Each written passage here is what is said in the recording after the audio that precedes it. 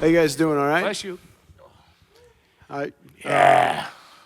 So we're gonna do a short little Q&A here, and then we're gonna talk about some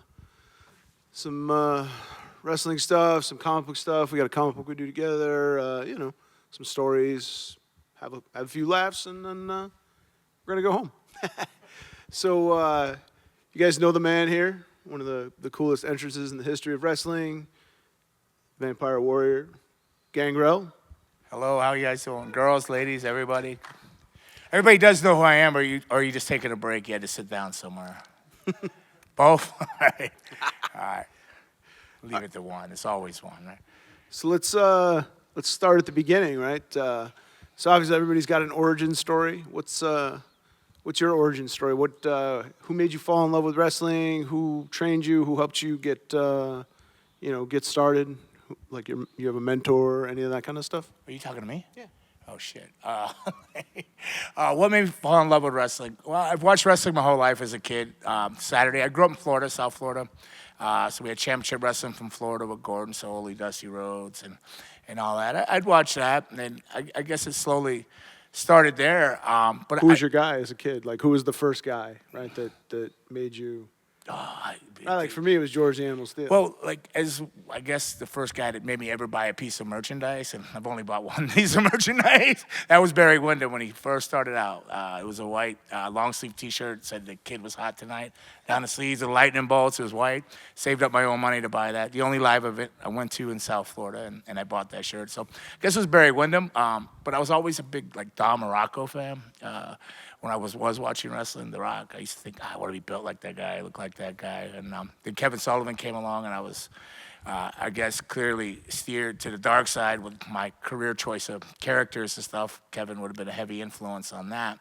But I don't know that I ever dreamed and aspired to want to be a professional wrestler. I wanted to play football and be a preacher of all things. And no joke, I wanted to be a preacher and play football.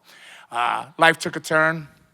My little brother passed away. I broke my neck the first time playing football. And I wasn't able to do sports or anything anymore. And so I started life quickly.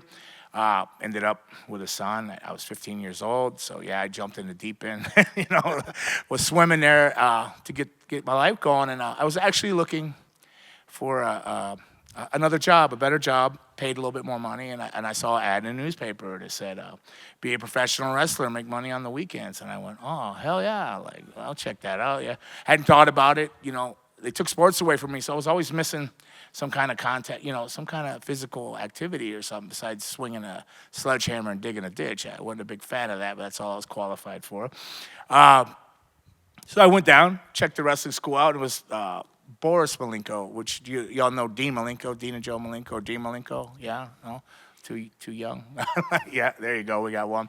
Well, it was his father, Boris Malenko, the great Malenko, was running the school. And, I went in there, and growing up, I sized everybody up and said, yeah, I'll give you my $300. I'll do this shit right now. Let's go. And that's where X-Pac trained too, right, isn't it? X-Pac, yeah. He came along. I was training in South Florida, and I would go up there on the weekends. And then he came down. I believe he was only like 14 or 15. I was 17. Super young, yeah. I was 17. And, and the rest was history. I went down there. I half thought like I was going to fight everybody and go down there. And, I didn't quite have it figured out that the sports entertainment part, they didn't tell you that. 3 weeks into the training, one of the trainers came up to me, Rusty Brooks. He came up and he goes, hey, do you think this is, and I go, what? He goes, you think it's, they still wouldn't say the word real or fake or anything like that. You think this is, I'm like, and then I looked around, and I've been there for 3 weeks, and it dawned on me. I went, oh, man. No. He goes, what's wrong? I go, well, I'm not going to make any money. He goes, what do you mean? I go, well, no. There's all these guys that had great bodies. I started pointing out of the school. I said, this guy looks like this. This guy, you're going to use it. They go, well, you got it half figured out, kid. He goes, well, let me tell you. He goes, you do everything. You're not even wanting to do it. You could tell that you question everything, but you do everything right first time. And he goes, I really think you could be good at this. He goes, I go, yeah, but can I get my money back? He goes, no, you're not getting that. How much did you put down? I go, 300. He goes, no, dare you ask for that back. I go, and we went back and forth, and I said, well, I'm sorry, I can't keep doing this. He goes, why not? And I go, I can't afford to keep giving you money. I read the ad that I was going to make big money on the weekends, and I'm clearly not going to make big money on the weekends. He goes, yeah, but you're really good at it. He goes, and this will lead it to why. He said, listen, we'll keep training you. You don't have to pay. Sorry, I got like, my fangs is like a Gallagher splash zone. So good thing you're 30 feet back or you'll be getting wet with all this. Well, I'm wearing the fangs. They're spraying all over. Kingston's going to have to put a raincoat on in a minute. But he says, if you continue the training, we'll train you for nothing, but you got to get back to wrestling. So we'll put you on the books as a trainer. He says, because you're capable of doing it well without even trying. He goes, so I'm clearly can see that you're going to be able to do something. So he said, always get back to professional wrestling. And from that moment on, I've always, as I trained, became a trainer. You know, I started training there, picking up the training, and people like Sean, X-Pac came along, and different things throughout time. And I've always been involved in running wrestling school. So I'm still, to this day, 38 years later, trying to keep a promise of giving back to pro wrestling and being a trainer in wrestling, the industry and stuff. Were there any other big names coming through there? Any other names people might know that came through the school when you were there? Well, at the GWA or Boris Malenko school, like I don't know, Norman Smiley. Then there was some cruiserweights like Jet Jaguar and Mama Luke, Tony Mama Luke. Yep. Tony Mama Luke, different guys like that. And then later in my other school in California, Knox Pro, anybody heard of Jacob Fatu? I trained Jacob Fatu. How about Rusev? Yeah, and trained Rusev too out there in California. So those are the two biggest right now that are currently on TV working that I've trained. Awesome. That's very cool. So what was so when did you first what was your first match? Like when did you start, like, I don't know, kind of figuring it out, you know, when did it kind of click for you? You start doing To be honest, I'm still trying to figure it out. like any creative thing, right? Like you never if you say you have it all the way you don't. I'm right now 56 years old, thinking about revamping everything, change my whole look. I know that's not the smart thing to do at this age because nobody's going to book me if I don't have the fangs and a Gangrel. But I'm always thinking about how to involve the vampire character. But the first match, I had many of them that I don't know if they count, but I can go back and the first TV match I had was in Davie, Florida. It was at the Davie Rodeo Arena against a guy called Dr. Red Roberts. I don't know. He was big with the Savoltis. He tagged us. He's actually a psychiatrist for the courts now in South Florida and everything. He was always a psychiatrist, the Dr. Red thing. But that was my first TV match, but that was in 87, I think, 1987. Then I went on. The first territory I ended up in was Calgary. Ever heard of Stampede Wrestling? With the Hearts and stuff. So I went there as a Black Hearts. We weren't the Black Hearts. We went as a tag team without masks. But when I got there, they felt that I needed to do more training as well. So technically, I trained for 3 months in the dungeon too. So I trained under the Hearts. And Is that as grueling as they say? yeah, a little bit. I mean, Stu Hart didn't come down and stretch me in the dungeon. But Stu did take my first tooth. I lost my first tooth to Stu. Oh. So they would have a Sunday dinner, and the story was true about all the cats. There was cats everywhere and everything, and I was standing in the living room, and here came Stu Hart, and, you know, I grew up watching, when I say grew up, in the wrestling industry, studying, the tape studies I studied were Calgary Stampede, Owen Hart, and all the guys out of Stampede Wrestling, and so Stu Hart, to me, was like this legend, so he's coming down the stairs, but at the same time, legend, I was fanboying and in awe for Stu Hart. I was terrified because I heard all the stories about how he would grab you in the dungeon down there and, yeah, give me that. He get you, let him put you in a hold, and he just like make you cry till you tapped or got out of it somehow, but you weren't going to get out of it if he got it in on you. So here he comes. I'm going, oh, no, it's Stu, but like, oh, wow, it's Stu at the same time. Oh, no, it's Stu. Oh, wow, it's Stu.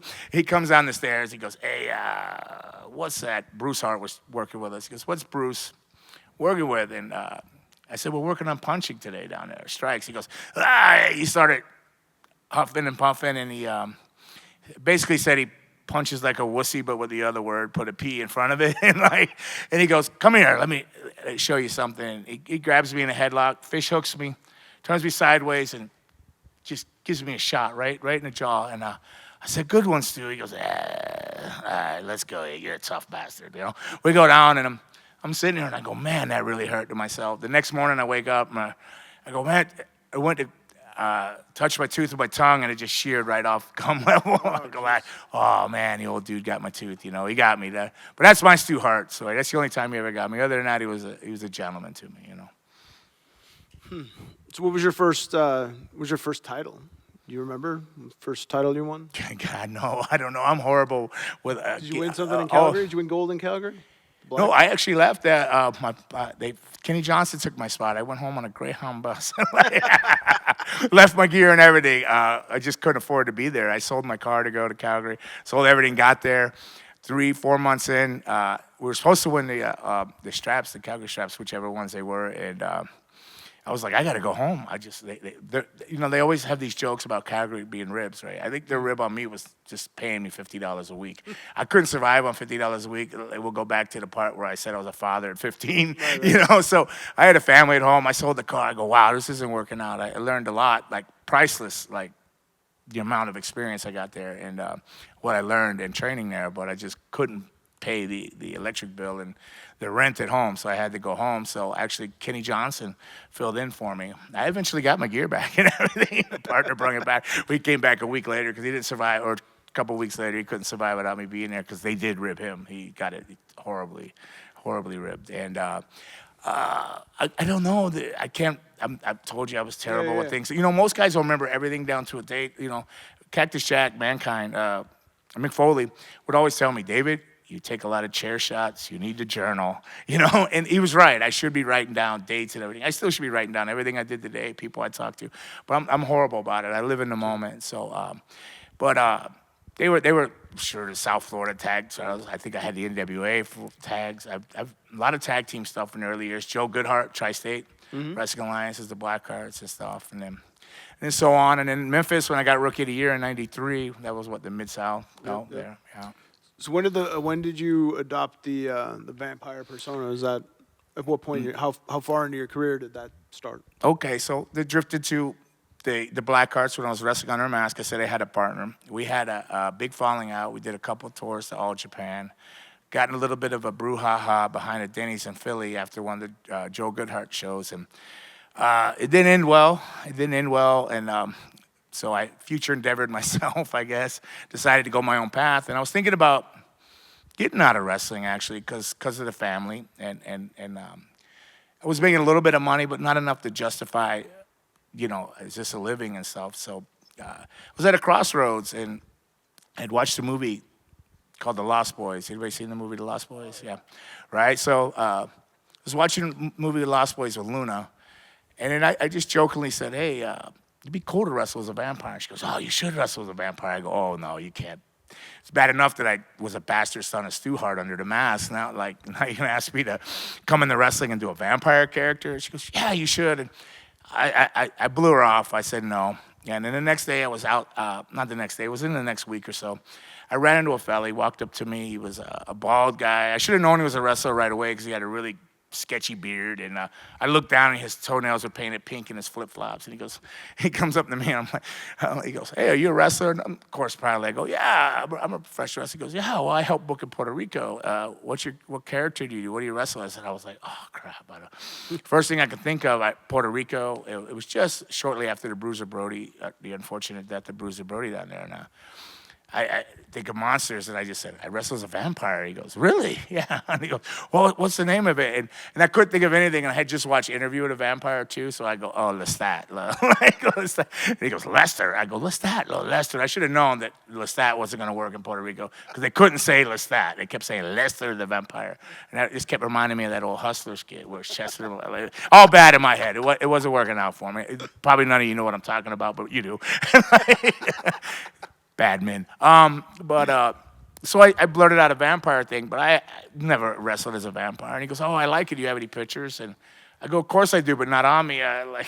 So I ran home to Luna. I go, I ran into this guy. She goes, yeah, I know Barabbas. She goes, you knew who he was. So he was legitimate. I go, really? I told him I wrestled as a vampire. She goes, you did? What are you going to do? I go, I don't know. So we sat there for an hour or two trying to figure things out, and I came up with, remember the Lee press-on nails? So I would take them, and I'd size them up here, right? And I'd find one that fit, and I'd cut a point on it, paint it the color closest to my teeth, and super glue it on. Like there. Did the same thing there. Boom, fangs. I got fangs. And then I said, well, I got to do something with my face. I don't know. So I took some eye makeup stuff and painted these, kind of like Kevin Sullivan did later on. I did these big, weird eyebrows. So I painted eyebrows on, and I had a mohawk at the time. So I just stood the mohawk up, got rid of all the other gear, put on some, actually some old Dick Slater trunks, like Dick Slater trunks, threw them on, and this weird, like, shawl thing I had. Took some pictures real quick, developed them. I sent them to him, and he goes, oh, or I took them and delivered them to him the next day. I went to the overnight deal. He goes, I like it. And I thought I would never hear from him again. Sure enough, a couple weeks later, they called me to come down and do a show in Puerto Rico, Three Kings Day. It's a big shows down there in Bayamon, and I did the show. It was only one show, went on. They called me into the office the next day, and I was really scared because, like, nervous because of the whole Bruiser Brody thing and all that, Puerto Rico. I was young. Might have been 19 or something, or 20. Called me in, and I'm like, they were there. They had my picture. They ribbed me a little bit, him and Hod, some stuff, Savio Vega. Then he says, hey, do you want a job? I go, yeah. They go, oh, you start tomorrow. I go, tomorrow? So that's how I became with the vampire thing. I started the next day. I didn't go home for a year. So Lester, or Lestat, Lester became the vampire warrior, Vampiro Guerrero, after a while. Like Frenchie Martin came in, rest in peace, and he says, you don't look like a Lester. I go, it's Lestat. It's Lestat, the vampire. And he goes, well, you're a warrior, and you're a vampire, so you're the vampire warrior, Vampiro Guerrero. So vampire warrior. So I started in Puerto Rico and carried on through In and Out there. And then 93, went to Memphis with it, and then I was going back and forth to Japan tours, doing the Blackheart thing still with another partner and the vampire thing. Until 98, I landed on my feet is Gangrel in WWE. So it was just a reboot of the Vampire Warrior, puffy shirt, really great entrance, cool music, and that's what you got. So what started there? Like, what did you do? You think that attracted WWE or got WWE to attract your attention or your attention to them? I think what attracted me to WWE is it's a story. I don't think they cared about me anytime. I think anything, I was married to Luna. She was always nagging him, and I think it worked against me. They go, oh God, if we hear his name one more time, I think to the point that they were just whatever. But I happened to be on tour with her. She was doing a loop in California, and it's a true story. There's no kids in here, is there? No. That she looks young. No, you all right? How old are you, right there? Oh, okay. You can hear about my debauchery. It's all right then. All right. So, Luna had to do a couple dates, but it was in Southern California, so I thought, like, well, I'm going to go to Tijuana. So I went down to Tijuana, and I was down there. I was getting in shape, doing all kinds of illegal things. I came back, like, just reeking of alcohol and everything. And I show up to see her. She's wrestling at Anaheim in the pond in Anaheim, California. What is it called? Arrowhead? Or was it called the Pond, the Arena? Anaheim, wherever, the Mighty Ducks. I walk in the back, they go see her, and they go, do you have your gear? And I'm like, yeah, I did actually in the car. But at that time, I had gotten in really great shape. I lost a lot of weight. I was like 228, had abs for the first time in my life. And so it wouldn't take long, and they go, can you wrestle? I go, if you need me. And I'm telling you, I shouldn't have been wrestling, but I literally was getting in my boots, and I had my trunks on. I was tying a boot on the way to the thing, and they had me signing a waiver to wrestle Taka Michinoku because Brian Christopher, of all people, missed his flight. Now, this is granted going into the summer, and they said it was iced in. I'm like, whatever. But which is a very scary thing because people want to see Brian Christopher versus Taka Michinoku because he just won the belt. He was the light heavyweight or whatever the deal was Taka had. So that was a little bit terrifying, and I go out there. But Taka knew me from Japan. Like, I didn't know him, but he knew of me from Japan. He goes, oh, Davidson, and the Impaler DDT, the DDT I do. I explained it to him, and he goes, oh, sounds very good. Give it to me. I go, okay, cool. So the matches out there, people are like, who the hell is this guy, and where is Brian Christopher, And this is a sold-out house, and I hit that Impaler DDT, and the whole building, whoa, and they said Vince was walking by. It just said, he stopped. He went, who's in the ring? And they go, it's David. He goes, oh, send him to the camp. Just like that. That was it. So they sent me to what they called the Funkin' Dojo at the time. Dory was running it. It was a 2-week camp. I went there. I worked. They had me. They asked me, "What do you think of Andrew Test? Should we hire him?" Asked me, "What do we think of Prince Albert?" Who's running things now, man? Like, what do you think of him? They never asked me about me. Like, asked me about Crash Holly. They had me work Crash Holly recipe, and I said they're all great. You know, they had me come in and give Dan Severn a tryout on my lunch break. Eric Watts. I'm like, they never once asked me about me, and I'm like, I told Luna, I said, I don't know what the deal is. She goes, they're just whatever. So I was booked to go back to All Japan. So the first time since I was under a mask, and I went over there, and I was 2 weeks into the tour, and Johnny Ace came up to me, and he goes, David, Mr. Baba wants you to tag with Bobby Duncombe Jr. They want to give you a full-time spot, at least for a year, you know, and put the All Asia straps on you. I go, oh, great. He goes, but WWE says they have a contract waiting on you, too, so you got to let us know in this week, you know. I go, they said they have a contract waiting on me. He goes, yes, they do. I didn't know that he was playing both sides. He literally, this was Dr. Death's last tour there, and, you know, he was finishing up in Japan, and he was joking with me, oh, you're going to go, kid? And so the pressure, Luna's like, sign, go to WWE. I go, how do I know there's a contract? And she goes, oh, they told you there was one there. Like, they wouldn't tell you. So I told Mr. Baba no, and that I was going to go to WWE, and that's how I was on the radar. But then when I got home, there wasn't a contract waiting on me. Like, they him and hawed and tried to give me a developmental thing, and I was like, no, like. But meanwhile, I'm thinking I squandered my chance to go to All Japan. But then they came around and gave me a contract. But then they said, we're not. And he's told me before, Vince, we're not using the vampire thing. I'll never use the vampire thing. He said that. That's the reason I got rid of the fangs. Yes, they were permanent at one time. They were bonded in there. I took them out. He says, grow your hair. And I grew my hair. And he says, lose weight. We'll give you a job at some point. And he did all that. And they did give me a job. And he said he would never use the vampire thing. I believe was there, and I could be wrong, but I believe there was 1 month that they gave Vince Russo creative control, full creative control. Because they said, they broke my heart, because they said, when they signed me and I signed that deal, they said, oh, you're going to sit home for like a year. And I was like, oh, I'm in the best shape of my life. I want to, want to wrestle. And I was crushed. I was home 1 week. Vince Russo called me on a Friday. Hey, bro, like, can you still do the vampire thing? And I said, yeah, sure. Like, okay. I thought he was ribbing, because Vince, he goes, no. This was a Friday night. He says, all right, Travel's going to reach out, get your flight out Saturday. I go, tomorrow? He goes, yeah. I go, oh, shit. Like, what am I going to do? So literally, like, I had transformed over to just wearing trunks and boots. I didn't really have anything new or cool. So what does a guy do when he wants to be a vampire in 1998? He goes to Hot Topics in the mall.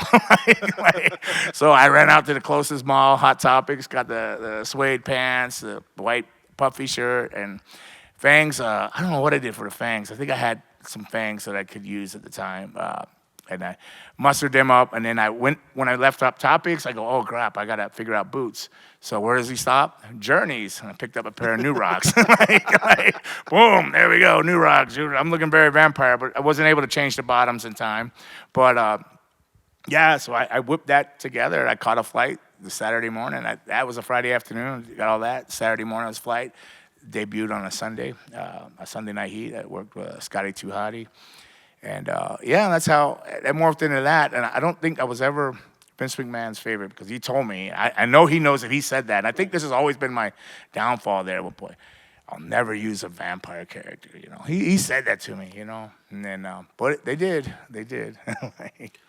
So what, obviously you were there for a minute. What was your favorite match? Like, what, of all the matches you participated in or whatever, like, what do you think was your favorite? I don't know what my favorite match is, but two of my favorite opponents were, I'm sorry, there's that Gallagher spray zone again. I always loved when I was the Black Phantom, not as Gangrel, but like I also worked him as Gangrel, but X-Pac. Because we trained together, similar styles. Hell, I was ahead of him, so I was kind of helping him train. So it was just like we could work in my sleep, and it was always fun. It was just really relaxed. But favorite opponent, though, and people, they don't understand this when I say it, but I loved working Steve Blackman. Loved the Lethal Weapon, Steve Blackman. Just loved it. I didn't have to say I was sorry. I think it was an excitement knowing this guy could rip my throat out at any given second, And I worked a little bit of a snugger style and everything. So was a bit of a rush. Was I going to cross that threshold and die in the ring by the hands of the Lethal Weapon, Steve Blackman, you know? But I enjoyed working with him. I didn't so much like riding with him because I didn't like being threatened when I was driving. Like, I hit the brakes too hard. He had his hand right on my throat. I'll kill you. Like, are you on drugs? Are you on drugs again? Have you been drinking today? I go, not yet. Not yet. Like, I will after this ride, though. You know, like, but no, I enjoyed wrestling Steve Blackman. And of course, I always loved mixing it up with Jimmy Leg, Matt Hardy, because he would throw bows, man. We'd black each other's eyes here and there. You'd never have to say sorry. Just like, yeah, that's good, bro. Like, you know, Matt's tougher than people think. Matt's a tough guy. You know, so love to mix it up with Matt. Favorite, a lot of people ask me this question before you go there, like, which brood did I prefer? The Edge and Christian brood or the Hardy brood? I prefer the Edge and Christian brood working the Hardys. That was probably the best times of my life. Some of the matches and house shows that people never seen anywhere in the world where we would do a Freebird style. Because the brood, when I pitched the brood thing, it was the Lost Boys, because the movie Lost Boys meets the Freebirds. So it was the Lost Boys meet the Freebirds, and that's what I hope it came across, and that's what I was hoping for. So to me, that was great. Awesome. Yeah. I always wonder about that. You know, you think about all the matches that happened at house shows that never got recorded before camera phones or whatever, and just how many like classics are just out there, just lost to time or whatever. I think there's probably just countless amounts because there's no pressure on you, and you can go out there, tell your story, have fun. TV, you know, would become a high stress level thing. It's all business. You know, you got these points to hit. You got this story to tell in 5 minutes with commercials and this and that. So, you know, it was still fun. It was still a rush, and it was still great. Don't get me wrong. It was like, you know, being a rock star of the world, you know. But the house shows, there's probably just some great mat classics out there. Just people having fun and doing what they love, you know. So you had done tags with the Blackhearts, and you'd done, I'm assuming you guys did trios matches, right? Or you did the Freebird style matches with the Brood and whatever, and you had a singles career. What's your favorite type of match? Like, did you prefer working singles? You prefer working tags? I could tell you what I least liked is the Royal Rumble. Favorite pay-per-view to watch. It's my favorite pay-per-view to watch, but I don't like being in it. Although, don't get me wrong, the money's great, but if you're asking me if I had a choice on pay-per-view, I would avoid the Royal Rumble. Favorite matches, you know, people are going to think I'm full of crap when I say this. But favorite style of matches, I enjoyed hardcore. I enjoyed it. You know, if Mick was here, he would go, yeah, because he knows. I was working Road Dogg every night of the week. I was supposed to be the first hardcore champion in WWE. I was at the WrestleMania in L.A., but I blew my shoulder out with S.A. Rios the week before in Texas. Oh, geez. And that was a down. You know, you have those moments in your career where everything just goes. You know, I never did. I wasn't a drop kick guy. Never threw them. Wasn't even something I'm good at. I do teach it well now because I don't ever want anybody to get hurt like I did. So, like, but S.A. Rios wanted me to give him a drop kick as he came off the top rope. And I go, man, I don't even do a drop kick if you're standing there. Like you come around. Oh, it's easy. And I went for it. Blew my shoulder out, and it cost me, you know, probably would have been, you know, I never even wrestled the WrestleMania. I've only came out of the ceiling. It cost me a WrestleMania. It cost me winning. You know, it was just a hardcore thing, but it still was something that would have been great, you know, just wrestling on WrestleMania. So it was a bummer and a heartbreak, but all the lessons of, you know, my trials and tribulations and my failures and the lessons I learned, I try to pass them forward into the school with the different students coming up and stuff like that, you know, try to save them some heartache and not feel pressure to be in situations to do things that they don't want to do or can't do, you know. It is interesting that it seems like a lot of the most serious injuries in wrestling happen on routine stuff and not, you know, jumping off a cage through a flaming table or whatever. Yeah, I think it falls right under that bracket. Your most serious car accidents happen 2 miles from home, you know what I mean? In the wrestling, it's like, you just, it's not coming off the top of a cage, this or that. It'll be throwing a drop kick that you shouldn't have been thrown. You know? And so now these days you're running the CCW Wrestling School. You got any prospects? Any names for us to look out for that you're working with that we should you know, fans should know about? A few of them are girls. Got a couple young ladies coming out of there. One's Ruthie J. She was in NWA for a while, but I think when she finds her stride character-wise, she's going to be unstoppable. Talent-wise, she's amazing. Another one that has a star look and factor, and once she gets her feet under her, Nikki Blackheart, they're out there. They're both working in CCW shows now. You can get them. And another girl, I'm sorry, I keep going to the women. Christina Blaze, she was a former pole vaulting champion. Another one, just incredible talent and gets it. Just her downside was she wasn't a wrestling fan.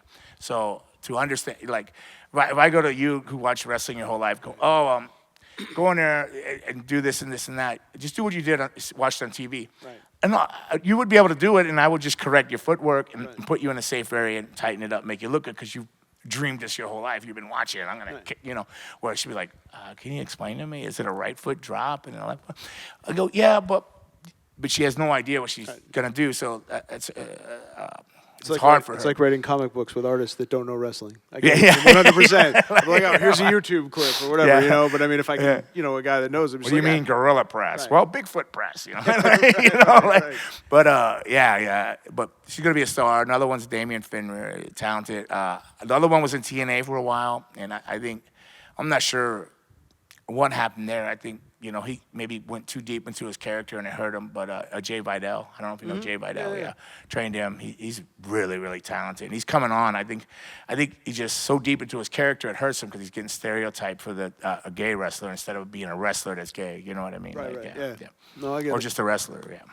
Yeah, it's interesting. I think there's a ton of, I don't know, there's a ton of really strong female talent on the indies these days. I think, I don't know. I don't know why I feel like girls kind of understand character better, and I think guys are more worried about looking tough. I think girls are tougher than the guys, period. They just really are. In the training, I have these two 19-year-old girls.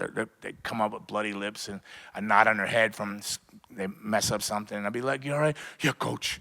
Where the guys will be like, "Ow, ow, ow." The guys roll out. I'm like, "What is wrong with you? You injured, you hurt, If you're hurt, get up. If you're injured, go get a doctor's note. Put some dirt on it." I mean, it's old school, but the girls I don't have to say anything to. They're tough. They don't want you to take them out. They don't want you to baby them. And maybe that's what's going on everywhere else, too. They just got a lot. They're pushing through barriers. They, got goals. And they know how to stay focused. Like in school, I noticed the girls were smarter than a lot of the guys. They get focused on stuff, and they get what they got to get. It's interesting. Maybe. I mean, I don't know. I know. I get it. But I notice. I just notice this. I watch a lot of indie wrestling, and I always think. But I just noticed in the school, the girls are much more driven, focused, and tougher than the guys. No disrespect to us dudes, but they are. So, for those of you guys that don't know, Gangrel and I have a comic book that we work on together called Friday Night Bigfoot. We have it downstairs at the table. But you're a Bigfoot enthusiast. I am. There's so many versions of the Bigfoot too. You got to get the skunk ape in there. That's Florida, our Everglades Bigfoot, and then you got the traditional Northwest Oregon Bigfoot. And this one. So many wrestlers are like super into Bigfoot and just legends and stuff like that. And I wonder if that's just if that's. I mean, I know it's not obviously. Much would have rather seen Bigfoot than El Gigante. Although they tried to put a Bigfoot suit on him, sort of. Yeah, no doubt, right? No doubt. He probably want a royalty now. He'd be like, "Hey, I'm giant Bigfoot. Give me money." But it's a fun book that we've been working on, and if you get a chance, you should come check it out. Does anybody have any questions? Yeah. I wanted to ask, why would Vince be so upset about a vampire character when he had Undertaker for so long, and also Barney William Irwin, the Goon? He did those characters. Why would he feel upset about a vampire? So my thoughts and opinion too. What I heard, I don't know if this is true. This is just hearsay. It's just what I heard, is that he used to tell Shane McMahon the vampire was in his closet, that the vampire was going to get him. He used it as leverage. That's what I heard. I don't know if it's true or not, but he used it as like, is the boogeyman, like the vampire. I don't know. Maybe, Do you think it had anything to do with his relationship with Fred Blassie? I mean, he was close with Fred. He was the original vampire, Right, Freddie Blassie. He had the teeth filed down and all that. Right. No, but that's what I heard. It didn't make any sense to me. I have no idea.